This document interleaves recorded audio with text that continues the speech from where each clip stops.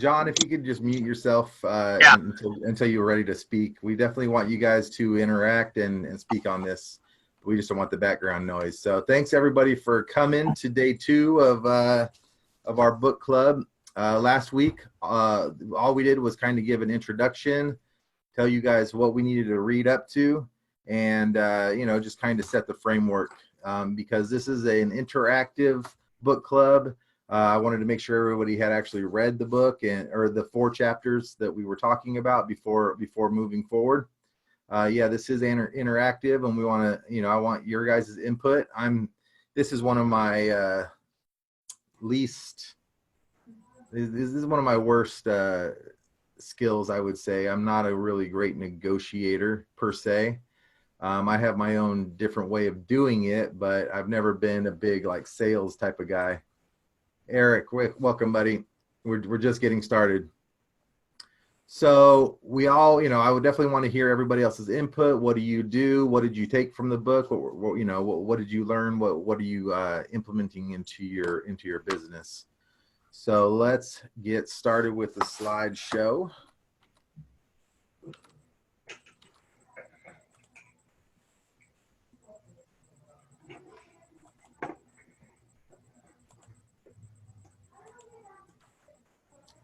Once again, thanks to our team for putting this slideshow together for me.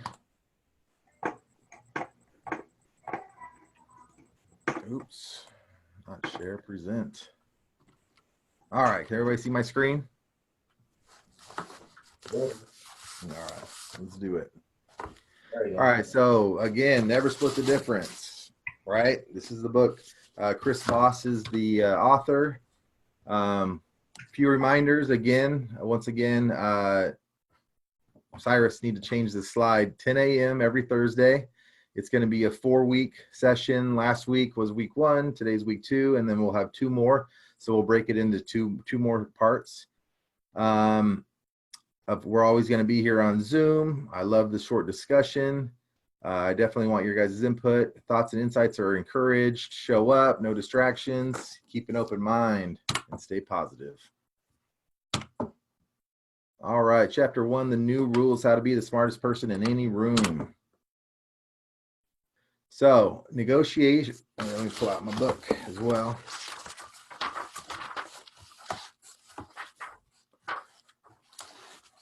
All right, so for chapter 1 is kind of the new rules on negotiating.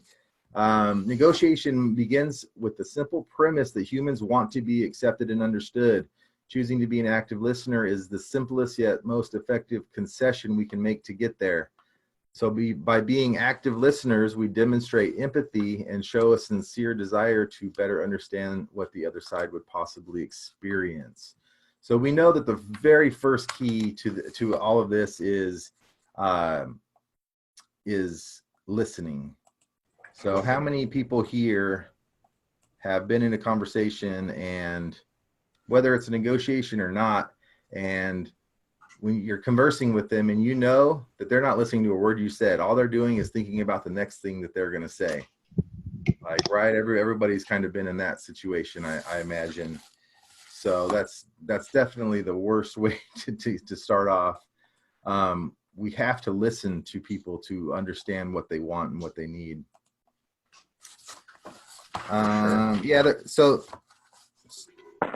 So you know what, I would like to know, why don't you guys tell me a little bit, what are some preconceived notions that you have about negotiations? What are some things that you've learned about it? Eric, you're in real estate sales. What have you been taught, and what are some of the things that you know about negotiations? Hold on, I just want to make sure. Can you hear me? I want to make sure it's up. Yeah. Yep. Shut up and listen, because it's not about you. It's all about them. And when people talk to you and they can vent more, they trust you and like you a heck of a lot more.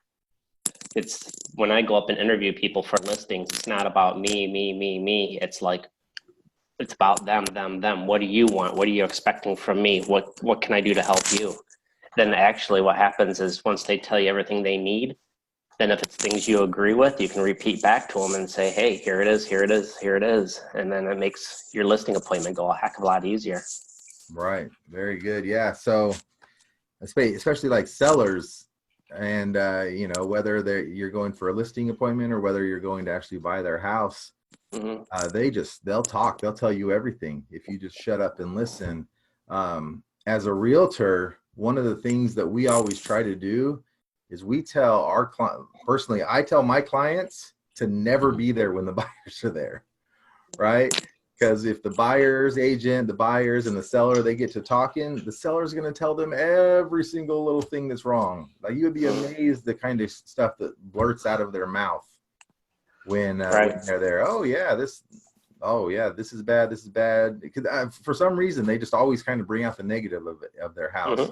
Hmm. So we want to portray the good side, and they But just focus on the bad side. yeah, and everybody hates walking to the house when people say, and this is the kitchen, and this is the bathroom. You're like, duh, we know this. Yes. We can see that. Yeah, it's You're obvious. distracting them. You're distracting Right. them. Let them be. Let them envision being them than being there themselves. Hey, John, what business are you in? So I'm just starting into getting into wholesaling myself. I've been a general contractor, and I'm trying to use the strategy of wholesaling. Okay. As a contractor, you know, do you have to use these tactics to kind of find out what your clients actually want? Yeah, I mean, I see this book is like a spectrum of what I'm not directly using it wholesaling yet because I'm trying to set up, appointments, but I'm just trying to practice on like my wife and my friends on anything that I can use it on.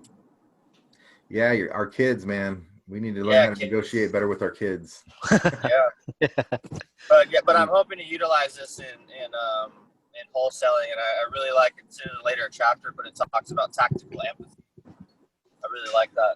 Yes, absolutely. Awesome, man. Thanks for putting in your input. JD, are you able to talk? Are you in a place where you can talk? Yeah, I'm just driving, man. It should be pretty quiet though.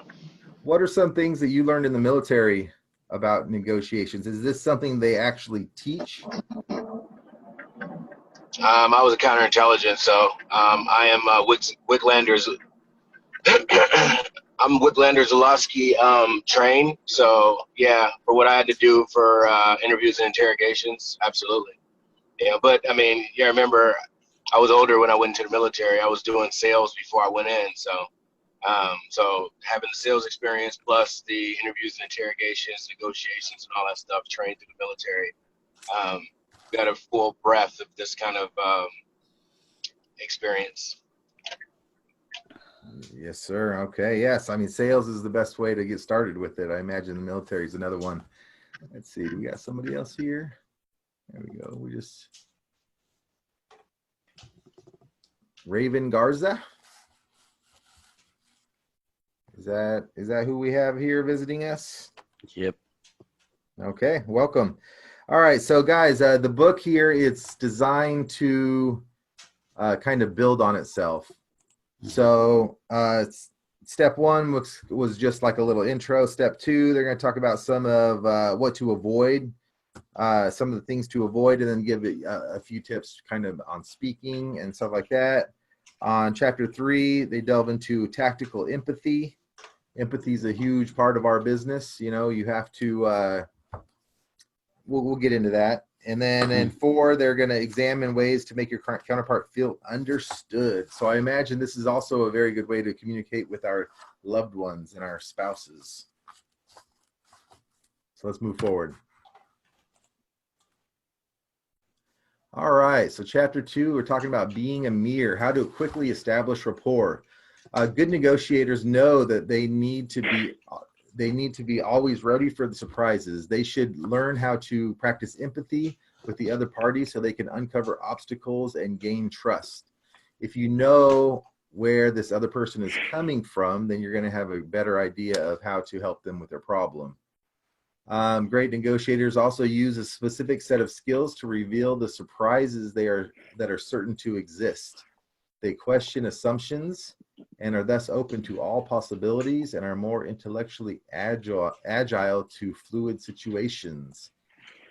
Things can go crazy, especially like in the sales world. You know, you can think that you're going along the path and then they'll just kind of throw you a curveball.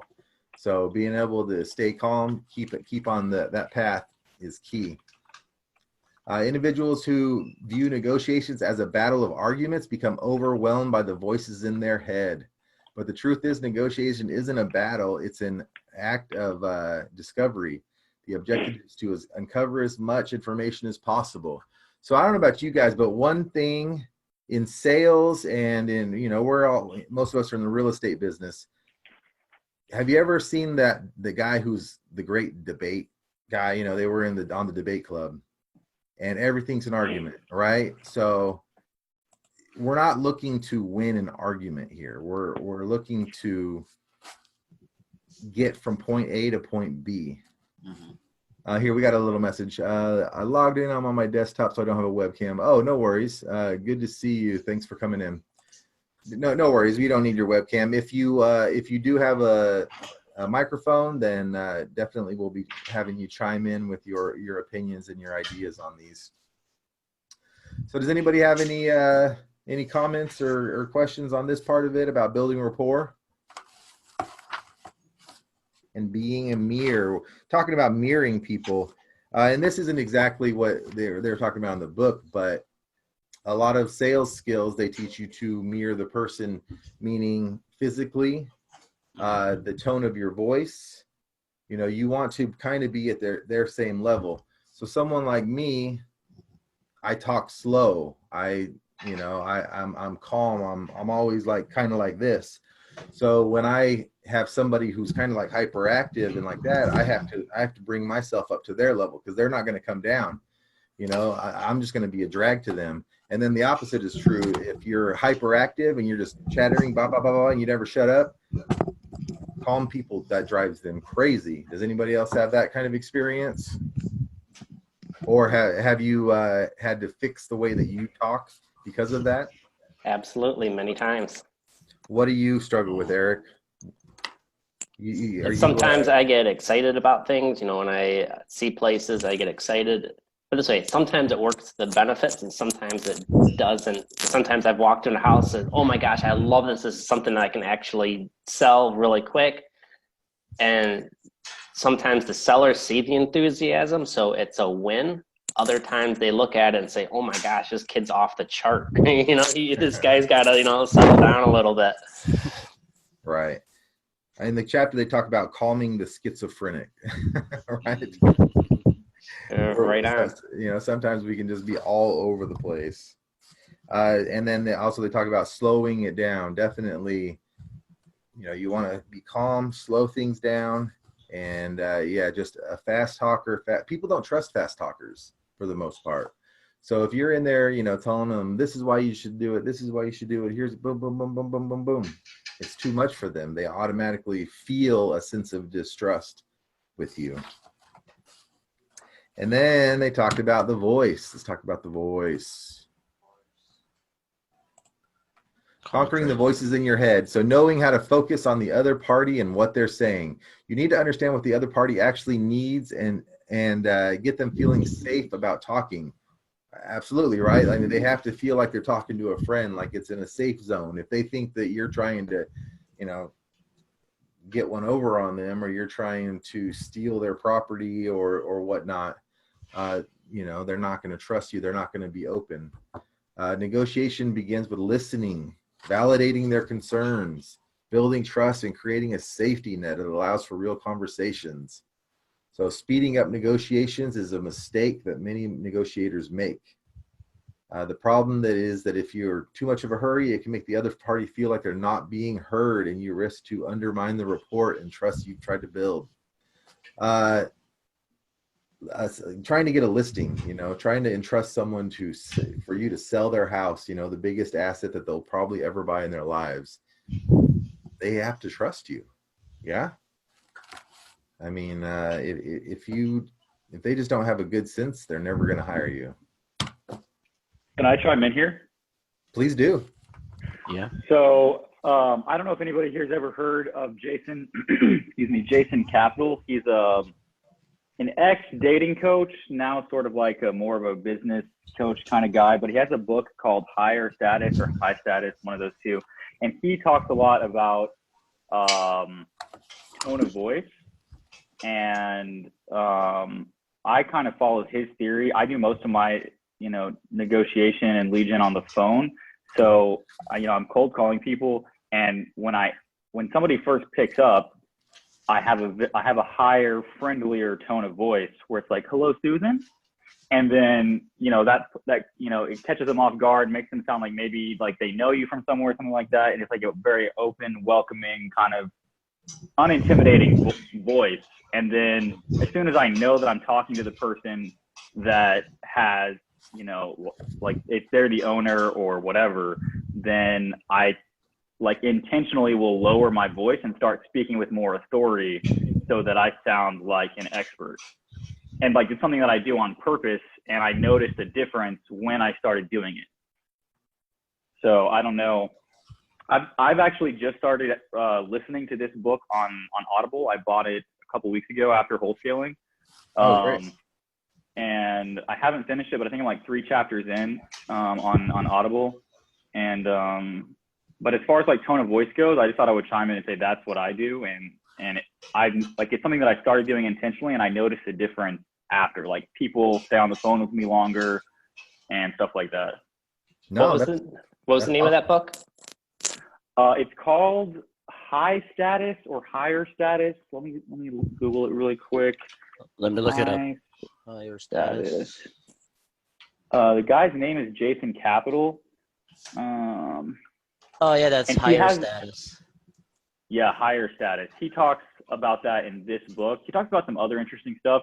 Basically, the whole book is about like how to appear like you have value and stuff like that. I mean, it's not even about faking it. He's an ex-dating coach. He has sort of a flamboyant personality, but I think that like I follow him on Instagram, and I think a lot of his viewpoints on stuff, at least for me, when I've taken them and applied them, like I enjoy them a lot. But it's definitely a book worth reading.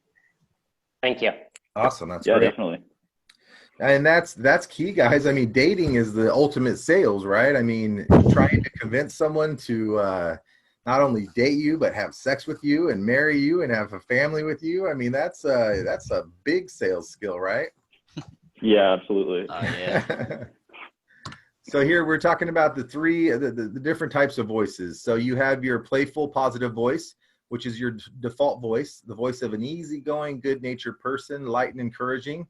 So like you were saying, yeah, that's when the first time they hear you, you don't want to be, right? Hi, is this Susan? Absolutely. And I'm sure you have a higher voice. Your pitch is higher. It's quicker. It's filled with energy. Because you gotta have that.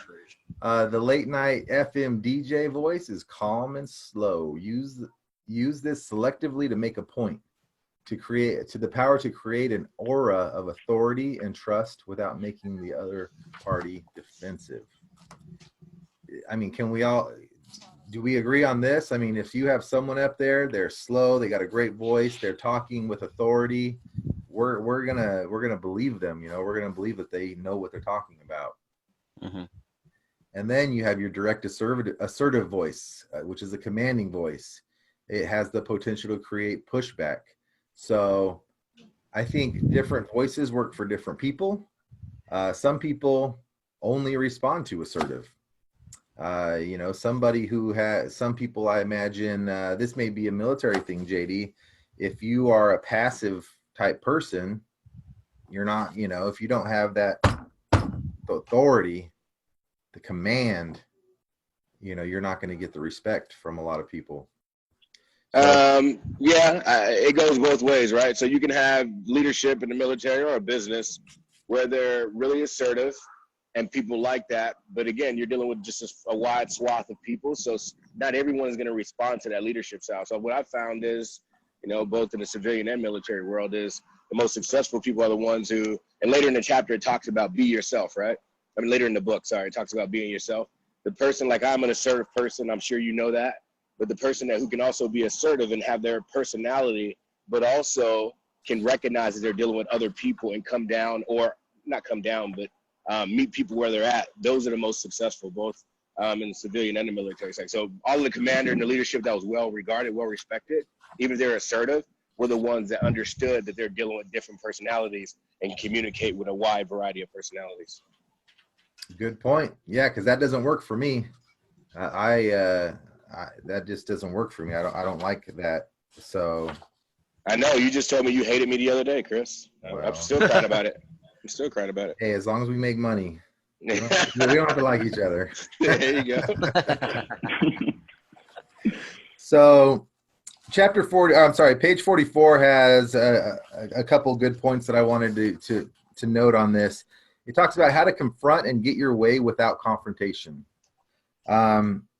So in just 4 simple steps is where he says this is what you do to help confront someone, to bring something up without them getting all upset about it. So you use your late night FM DJ voice, and you start with, "I'm sorry," and then you mirror them, and then you shut up. And at least for 4 seconds, you let the mirror work its magic on your counterpart, and then you repeat. I should be in slide 10. Is it? Well, shit.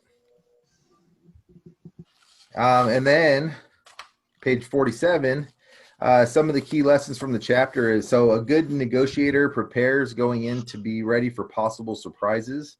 That's always true. You know, we always think that it's going to go a certain way, but you have to be ready you got to have the skills to reveal the surprises you're certain to find. Don't commit to assumptions.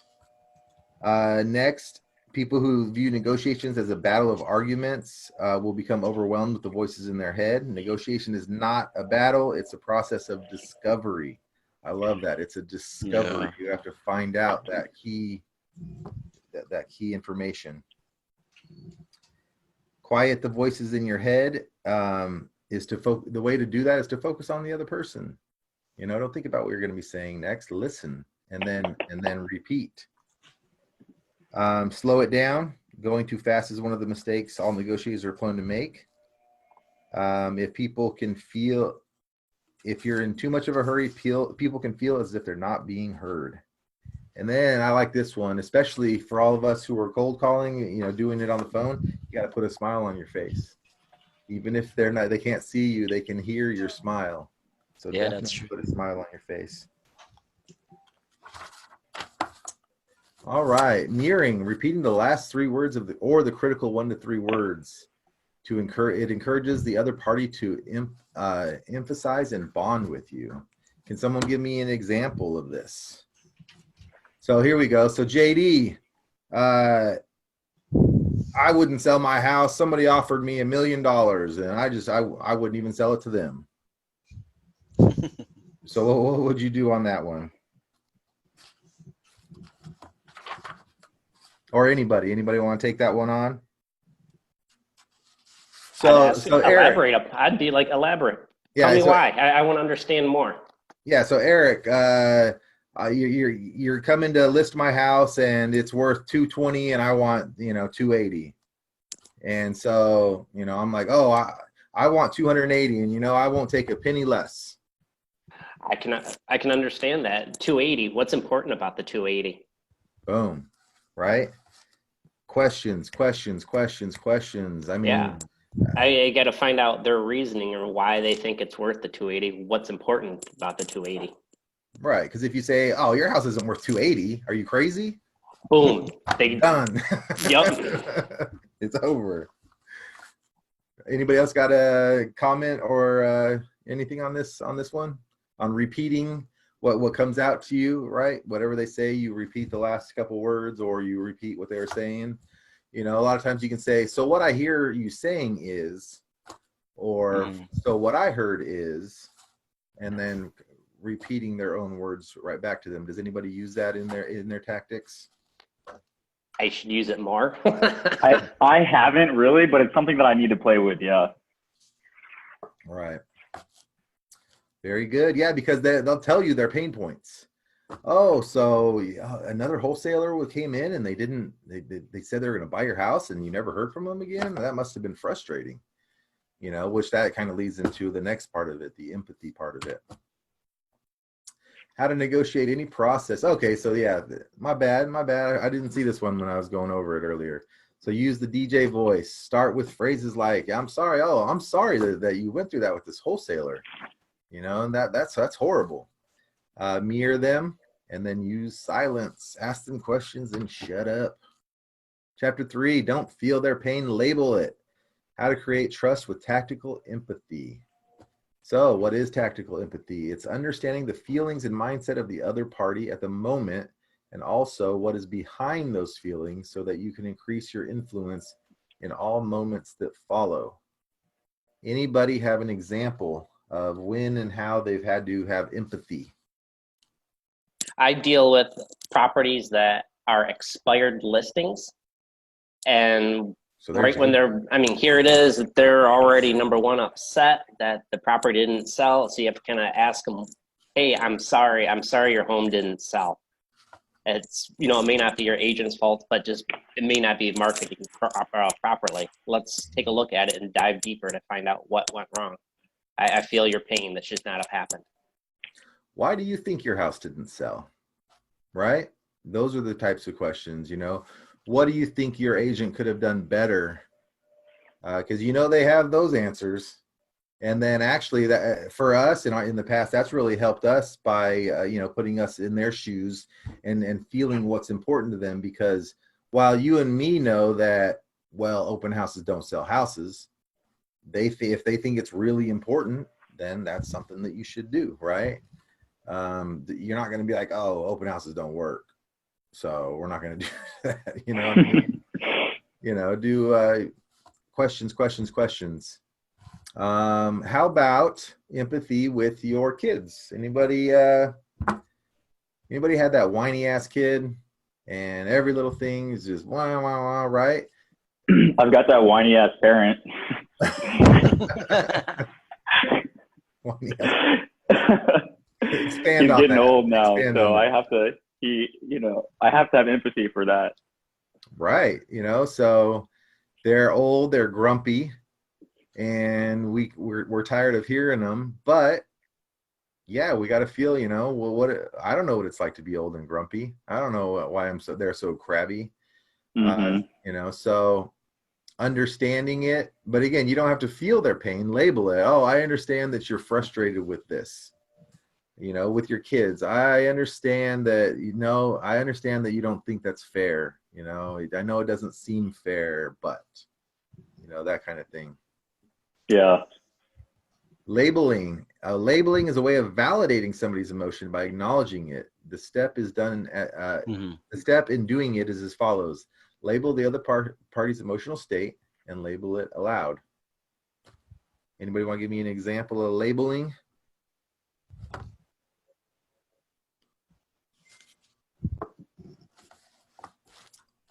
So labeling their emotional state. So, oh, your house, you know, your house didn't sell after, you know, you had your house listed for 6 months and it didn't sell.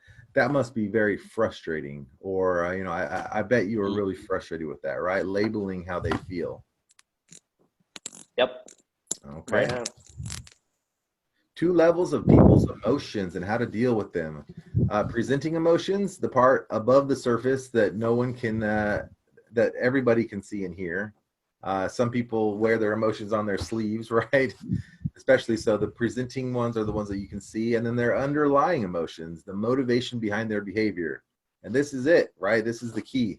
Great negotiators address those underlying emotions by labeling. Labeling negatives diffuse them, and labeling positives reinforce them. Labeling helps de-escalate situations because it's acknowledged that the other party's feelings rather than continuing to act them out. And then the golden rule is understanding that you're dealing with a human who wants to be appreciated and understood. Thoughts on this, guys? Like when we're talking, you know, is the initial emotion typically the underlying emotion? No, because a lot of times people are frustrated. So you know they're frustrated, but then you're just like, all right, well, why are they frustrated? Once you figure out the underlying cause of why they're mad about their house not selling, then it's a lot easier to address and solve their problem. Exactly, right? They talk about spotting their feelings, turning them into words, and then repeating their emotions back to them. Right? And so you're putting it out on the table. Here's how does that make you feel? Why are you feeling this way? Right? Yeah, and then neutralizing the negative and reinforcing the positive, right? There's negatives and positives of every situation. So labeling the negative, acknowledging it, kind of setting it aside, and then moving forward with all the positive aspects. Yeah, I understand, I feel you. I can't believe, I'm sorry that this happened to you. Here's what we can do to make sure it's a success in the future. I understand that you were frustrated with this and this and this, and I understand that you feel this and this and this, and then obviously proceed with that. Reinforce the positive. All right, let's move on to chapter 4. Anything else on this, guys? I mean, I don't want to just. I know we've all read it and kind of gone through it, and we're all in sales, so I imagine a lot of this is kind of just stuff that we've already heard before. But is there anything that you guys want to talk about on this side of it? I'll say something. This isn't from this book, but somebody, I forget who at Wholesaling brought this up, and it's something I've heard before, which is like if people say like if they use tactile terms, then you can connect with them by using like other physical terms if they use like auditory terms. And I realized last night for the first time, I think I'm auditory because my go-to thing is sounds good. And I was having a conversation and I had already said sounds good, and I kept trying to figure out what else I could say, but without saying the same thing again. And for the first time in my life, I realized like I'm auditory. So does that go back to like labeling? When you're like labeling somebody's emotions, is that like kind of the same thing where you want to like hear how they phrase stuff and like use those terms back at them? Or am I just getting stuff like crossed over? Because the labeling, not gonna lie, kind of confuses me. Like in the moment, I can't label like the book talks about. Okay. Hey, Chris, can I chime in? Please do. Yeah, later on in the first of all, who just said that? I'm sorry, I can't see. Oh, it's Raven. Raven, hey, what's up, Raven? It's JD. Hey. So when you read later in the book, what you're doing is you're mirroring, and that's actually a good tactic, and it's a very tactical way to do that. But yeah, so that's what this book terms is mirroring, and you'll find that out. I think it's in chapter 8 or 9 where it talks about what mirroring is. So that's exactly what which is not a bad thing. It's just there's ways it needs to be implemented to make you successful. Okay, gotcha. I think that's great that you're hearing what you're saying, though. A lot of times we just kind of, it's like a whirlwind. We have this thing and we're all excited and like, oh shit, but you kind of don't even know what you're saying. So you're actually paying attention to the words that are coming out of your mouth, and you're trying to find better use of words. Yeah, exactly. Yeah, that's huge, man. That's really going to set you apart. In this chapter, they talk about getting upgraded on an airplane while on a booked plane. So, I mean, just to touch on that, I think it's kind of common knowledge, but I think a lot of us kind of have a hard time with it. Sometimes we let our frustrations and our emotions overtake us, and we become assholes. It's hard to get what you want when you're an asshole, So he talks about how the elderly couple is up there just screaming and screaming and screaming. And then he comes up and he relates to the lady, and he's like, oh man, talking about how people shouldn't talk to you like that, and just being human with them. Because and a lot of, I understand that, we get pissed off, things don't go our way. Is it her fault that the plane's delayed? Is it her fault that this and that and the other? It's not. And a lot of us really have issues with that. So not being an asshole rule, I think that should be a part of this book. I like that. All right. So when they say that some of the key lessons on this one, imagine yourself in your counterpart's situation. Have an empathy, guys. Just put yourself in their shoes, and then it'll help with your negotiations. The reasons why a counterpart will not make an agreement with you are often more powerful than why they will make a deal. So focus on clearing the barriers to agreement. Denying barriers or negative influences give credence and get them into the open. So yeah, you definitely want to put it out there, acknowledge it, and then move forward from it. Pause. After you label a barrier or mirror a statement, let it sink in. Don't worry, the other party will fill in the silence. This is big for me when I'm trying to not necessarily sell people a product, but I try to sell them on the concept of real estate investing, right? So I like to put scenarios out in front of them and then just shut up, right? So we'll run through a scenario and it's going to do this, it's going to do this. And as long as everything goes right, you should make about this much per year. And then, well, what if you did this 10 times? Right? So, and then just shut up and let them think about that. What, so you're going to buy an investment that's going to make you $30,000 a year. Well, what if you did that 10 times? And so now it's going in their head. Oh shit. What would it look like? You know what I mean? And so it gets them excited. It gets their juices flowing because a lot of people may never even have thought of that. Right? So, Eric, what if we did this and this and, your house sold in 5 days? What would that feel like? Yeah, that's one of the great things. And they're just like, hey, it sounds good. What can we do and how do we do it? Yeah, right. Where do I sign? Label your counterpart's fears to diffuse the power. We all want to talk about the happy stuff, but remember, the faster you interrupt action in your counterpart's, what the fuck? I don't know what that word is. The part of the brain that generates fear, the faster you can generate feelings of safety, well-being, and trust. So yeah, you want to put it out there. This is what didn't work, and we're going to avoid these. List the worst things that the other party could say about you and say them before the other person can. I love that, right? Oh yeah, most realtors are this, most realtors are that. Oh, I can imagine. I've seen a lot of bad people in this industry, put it out there before they even can. And then remember, sometimes it's good to say that about yourself. So we'll just say it's like a property's not selling. You're like, man, it's like, I don't know what I'm doing. I can't get this to happen, blah, blah, blah. It's been on the market for 30 plus days. Gosh, you must think I'm an awful realtor because I haven't gotten more showings or brought you an offer. Well, let's figure out a solution.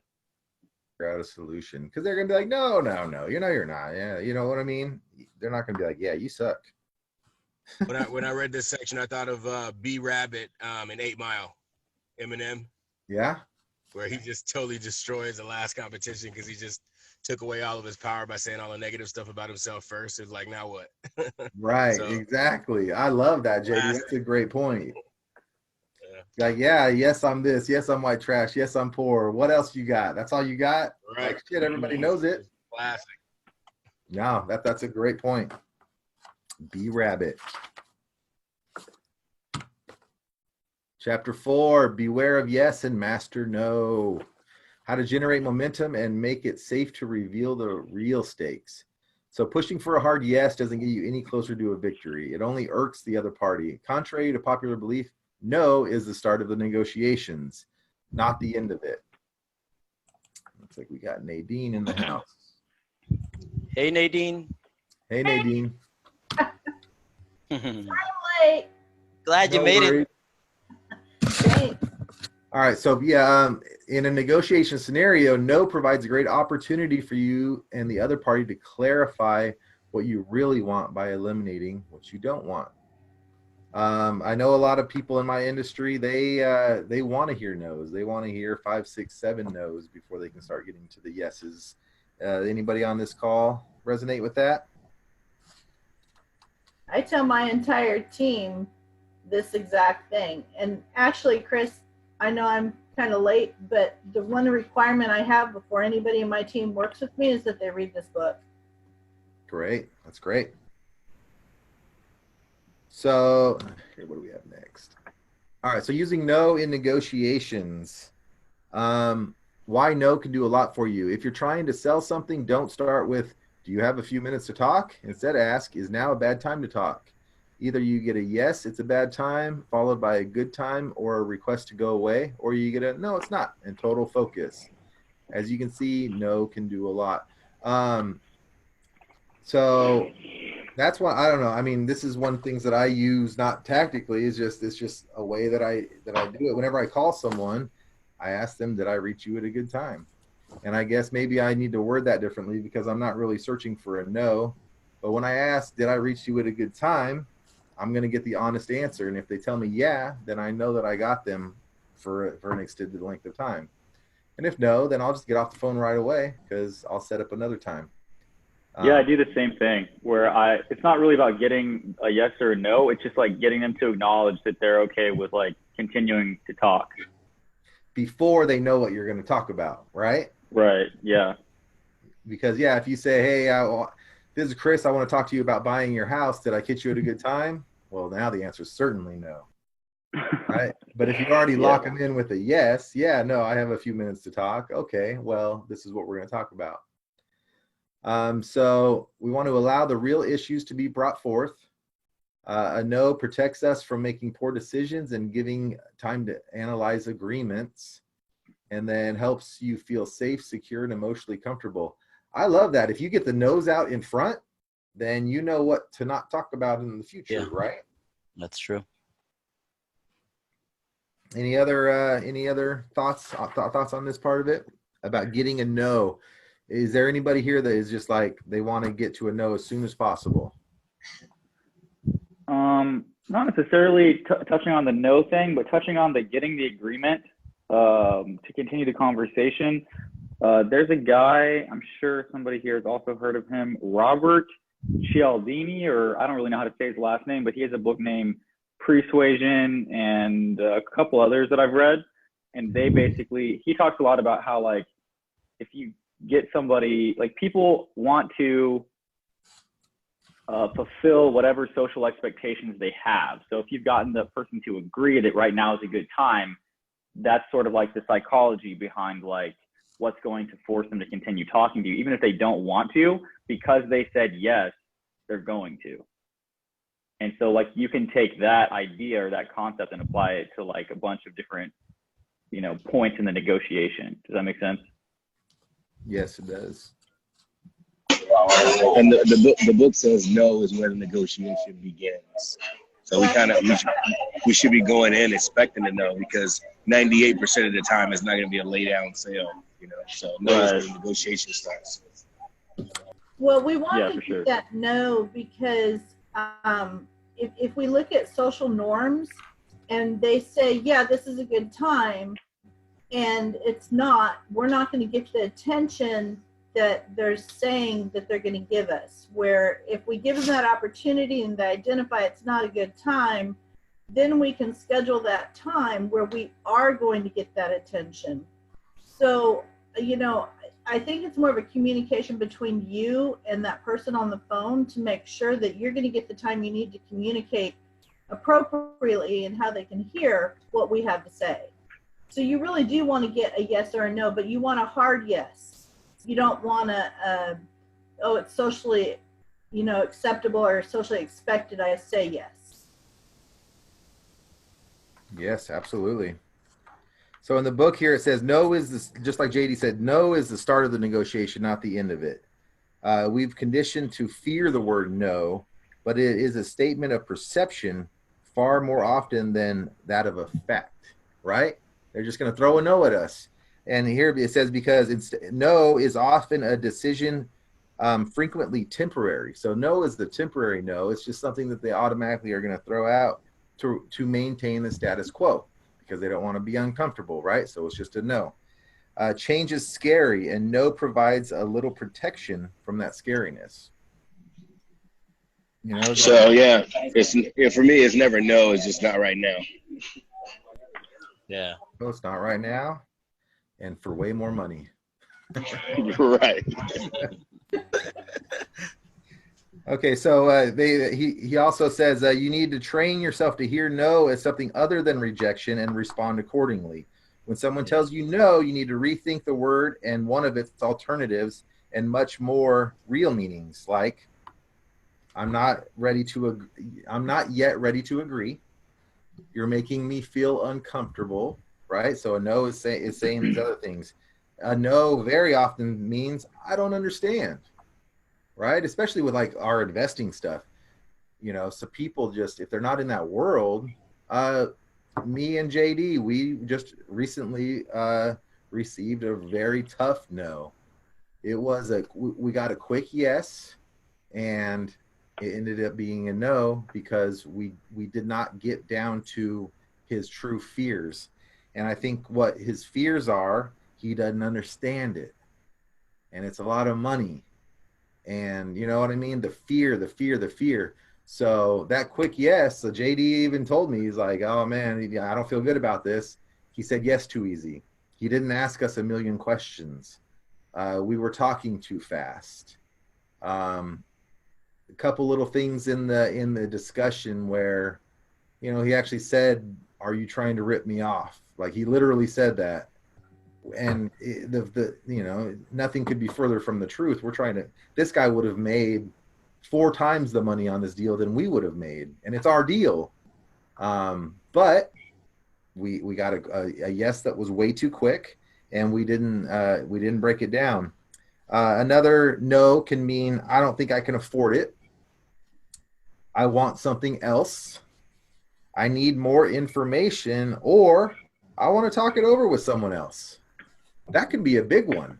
How many people use the, is there anybody else? I don't really like this one personally because it's just, I need the decision maker here, right? But I guess there's a good way to do it. Does anybody out there have a script that they use to make sure that they get someone who can say yes?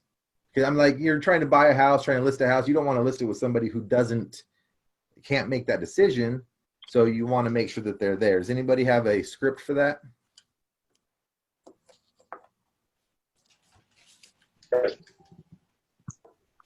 That should be all.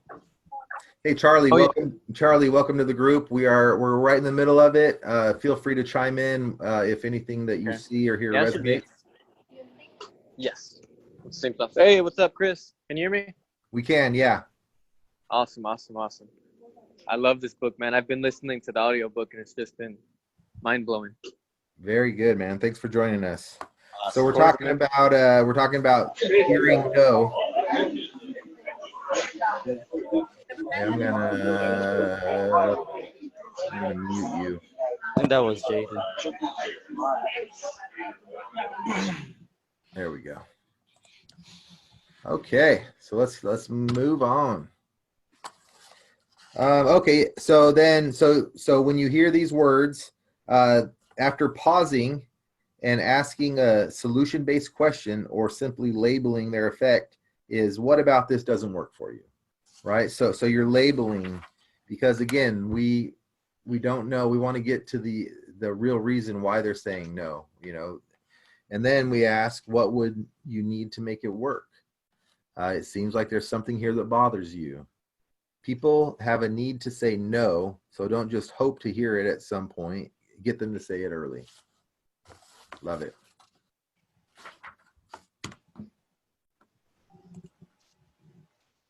All right, and that is the end of chapter 4. I was muted, but I was trying to write down the 2 things you said. You said, what about this doesn't work for you? And what did you say right after that? Yes, it was, what would you need to make it work? Okay, cool. And then the other one was, it seems like there's something here that bothers you. So we get that a lot. You can just tell there's something wrong. They're not, and again, a lot of times it comes when they're saying yes, yes, yes, yes, yes. Too many yeses is not good because that's when people ghost you because they're just trying to get rid of you, right? So you want to get down to the base of it. Right. Any other questions or comments about the first 4 chapters? Here, so here's a little bit to compound on this. So no has a lot of skills. So he's talking about, again, getting to a no. And here's a few reasons why. So no allows the real issues to be brought forth. No moves everyone's effort forward. I like that one. So you can't, until you tackle the no and get past it, you're not going to be able to move on it and get that ultimate yes. So really, guys, digging, again, like they said earlier in this book, have empathy, know where your people come from. I'm sorry to hear that. I can understand how you feel. You don't have to actually be in their shoes, but you can try to understand where they're coming from.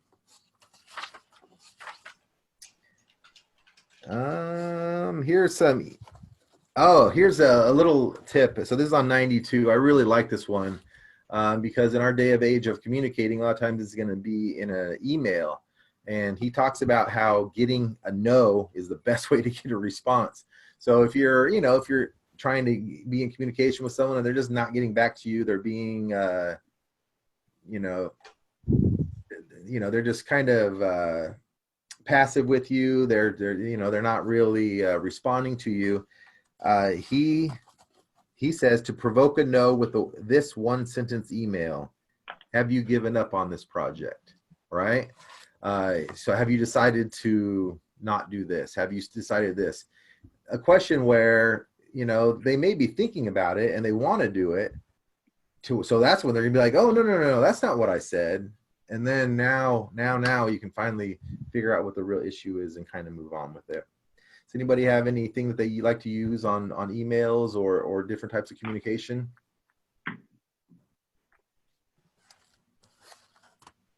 I actually found that works pretty well. It's like I'll go through, and if I have we'll say in my database, I have a whole bunch of my dead people I haven't responded in a while. I'll just say, hey, have you given up on looking for a house this year?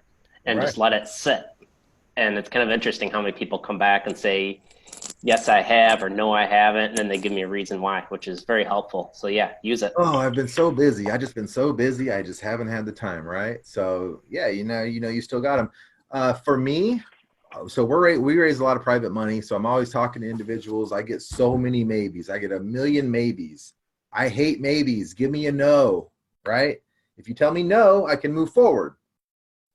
So I love hearing no's, especially when it comes to private lending, because nothing worse than somebody who's like, oh yeah, that sounds interesting. Oh, I think I might want to do that. Yeah, but they're not giving you the real reason why. They'll never do it. They're never going to give you a dime. But have you ever just accepted maybe as a no? Yes. Well, if they stop responding. But again, maybe that's a bad tactic. Maybe they are busy. Maybe I haven't answered the right question for them. So getting them to say yes or no on an email or a phone call or a text could be huge in actually moving it forward. Because again, we're stuck. We're stuck at a maybe. Let's get to a no so we can move forward, or let's find out what's wrong so we can get to a yes. So Chris, on those ones that you're stuck in that maybe zone, maybe follow up every couple weeks, so it's still in the back of their mind. Right. Before you actually give them that challenge, because we're all busy. I mean, we love you guys to death and we never see you. We fly all over, but we never see you because we're all busy. Yeah, for sure. So give them some grace with that. But so on that note, we have a sub 2 that we thought we had in the bag, and all of a sudden they're kind of silent. I mean, if we text them good morning, or they're talking to us, but they're just not talking about the deal. So Sasha and I'm letting Sasha take lead. This is her first sub 2, so she's really excited, and she's listening on the side here. And we're going to use this with them on Monday and see where they're at on Monday. Have you given up on moving? And see what they say. I think that's fair. I forgot about that part of the book. So see, even though we read this all the time, it's great to have this refresher, and I really appreciate the opportunity. Oh, absolutely. And you know what? I'm one of those with you guys. I like to listen to them, but going over it and listening to it while you read it or reading it while you listen to it. Actually, I guess that would be the reverse. You're kind of reviewing the words, you're reading it while you're listening to it. So I put it on Audible, and I put it on like 1.5 to 2 times, whatever you can do. And man, I absorb so much more. So I love that you said, have you given up on moving, right? Because that's focusing on what is important to them. Right. Selling the house is not important to them. Right. Doing this, getting that is not important to them. Their pain point was, we want to move, right?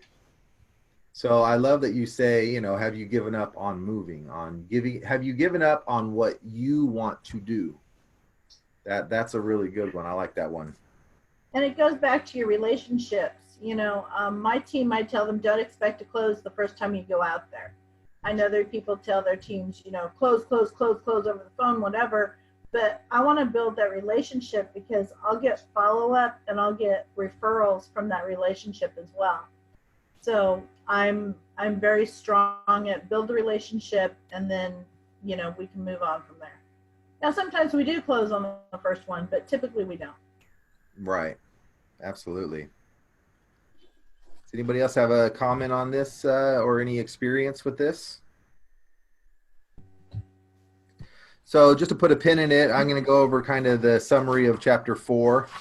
Some of the key lessons were to break the habit of attempting to get people to say yes. Being pushed for yes makes people defensive. Our love of hearing yes makes us blind to the defensiveness we ourselves feel when someone is pushing us to say it. No is not a failure. We have learned that no is the anti-yes, and therefore a word to be avoided at all costs. But just like JD said, it doesn't mean no. It means not now. It's not the right time. It's not the right price. There's something else. It's a no, but. It's very rarely just a no. Yes is the final goal of negotiation, but don't aim for it at the start. Asking someone for a yes too quickly in a conversation. Do you like to drink water, Mr. Smith? Gets his guards up and paints you as an untrusty salesman. I like that. Do you like water? Like, yeah, why? What the hell are you trying to get, right? What are you trying to sell me? Getting them defensive. I like that. Saying no makes the speaker feel safe, secure, and in control. So trigger it, right? They're able to put their defenses towards you. They're just going to say, no, right? So be sure to get that right away. By saying that they don't want, your counterpart defines their space and gains the confidence and comfort to listen to you. That's why is now a bad time to talk is always better than, do you have a few minutes to talk? Well, shit, I'm doing it wrong. What do you guys think about that? I don't know if I necessarily agree with that. Do you think so if I call you and say, is this a bad time to talk? Or do you have a few minutes to talk? Which one feels better for you guys? Do you have a few minutes to talk is more better, because I think with the first option, you give them the option to say no. I feel like you want to kind of eliminate that option as much as possible. Yeah, the question isn't really do you have time, or is it a good time? It's do you have time? Mm-hmm. So I always say, is this a good time? Yeah. I don't like the negative connotation of, is it a bad time? Mm-hmm. Right? Right. They almost ask for a yes, this is a bad time. It's like I agree. Question in the quizzes. When you take quizzes and they do that it's the same way. So you're actually giving them major permission to say no. Yes. Okay. So I don't know. I mean, to each their own, of course. You want to take what you like from these books and do what works for you real time. So that may be a great tactic, and it may be a better thing, but obviously, do what works for you. Sometimes the only way to get your counterpart to listen and engage is by forcing them into a no. That means intentionally mislabeling one of their emotions or desires, or asking a ridiculous question like, it seems like you want this project to fail. That can only be answered negatively. So that's a good. Yeah, because then they push back and tell you why they don't want it to fail. Yeah. Yeah. She'd be like, oh, so are you just gonna let this go to foreclosure? Well, no, of course not. Well, what's the issues? we know that your foreclosure date is on this day, and you're not telling me anything otherwise, so you must be okay with foreclosure. Is that right? No. Negotiate in their world. Persuasion is all about how bright or smooth or forceful you are. It's not about those things. It's about the other party convincing themselves that the solution you want is their own idea. Oh shit, this is a big one, guys. So don't beat them with logic or brute force. Ask them questions that open the path to your goals. It's not about you. So this is one that I see a lot, especially when I'm trying to, again, I'm not trying to sell actual real estate. I'm trying to sell the concept of real estate. I want them to open their minds to see that there's a better way. And so sending them to other places is huge. I think this happens with our kids a lot, right? We'll tell them something, tell them, and then they'll hear it from their friend, and now it's gospel. Right? Mm-hmm. So I think pushing them to, hey, Charlie, I muted you. It was a little loud, so just unmute yourself if you want to chime in. All right. Sorry about that. No worries. So pushing them to somebody else or a third party that can validate your reasoning, I think is very, very powerful. Because then now it's their idea. I've had so many people where I've told them a great strategy, and then they'll come back to me and they'll tell me, oh, what about this strategy? Which is the exact same thing I told them. I'm like, oh, that's brilliant. That's a great idea. I think you should do that. Right? Lastly, if a potential business partner is ignoring you, contact them with clear and concise no-oriented question that suggests that you are ready to walk away. Have you given up on this project? So shake that tree, get them to say no, and which is going to open them up to communication. All right. Anything? Oh, is that Mike? It is. Mike. Magic Mike. What's up, buddy? Mr. Chris, how you doing? I'm awesome, man. Good to see you. He So waved guys, earlier, you didn't see him. So awesome, guys. That is chapters 1 through 4. Next week, we will be discussing, let me see. We were going to do 5 through,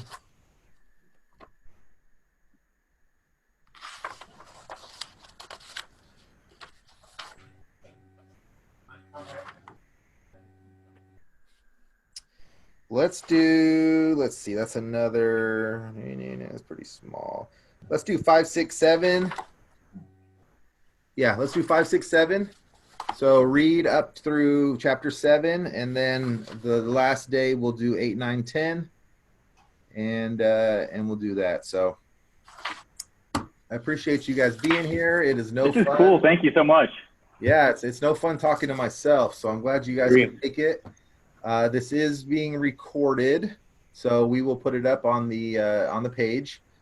Feel free to invite anybody who you think would be good. They can always catch up. No big deal. Again, what page are you talking about? Because I actually got here from you post something on Instagram, and I just commented on it, and then somebody that works for you invited me to join. So it was like a super last minute thing for me. Oh, awesome. Yeah, so it's Leveling Up Book Club on Facebook. Okay, I'll go join. Jordan. I'm sending the link to the group here in our Zoom chat. Oh, great. Okay. Thanks. Perfect. Thanks, Jordan. Hey, Chris, can I share this with my meetup group as well? Absolutely. Yeah, so the whole point of our book club is to read great books, but implement great books. I got tired of theory. Theory is great, but if you don't ever implement it, it's pointless. So that's why I started my Leveling Up accountability group, so we could actually, do what we say we're going to do, but then also with this book club. So Traction is our first book. If you haven't read it and you're a business owner, you're crazy. This is the book, especially I think for our business, real estate, whether it be sales, investing, anything like that. This is the small start. These are the baby steps that you can take. There's other books like Scaling Up and 40X, but I think they're for companies that are a lot more established. So Traction is the very, very best book that I can recommend. we will be going over this one again next year, probably Q1. We'll start this one up again. The next one we did was Profit First. And so this is a great book on, it's a different way of doing your bookkeeping where you're actually making money. It's staying ahead of things so you know whether you're running a profitable business or not instead of discovering it in the end when you're bankrupt.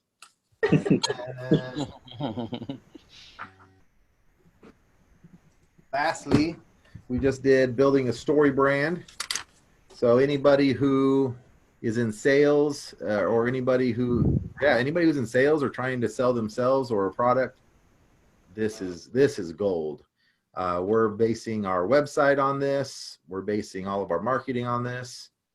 So this is gold. So if you have suggestions, thank you for the higher status suggestion. We'll definitely check that out.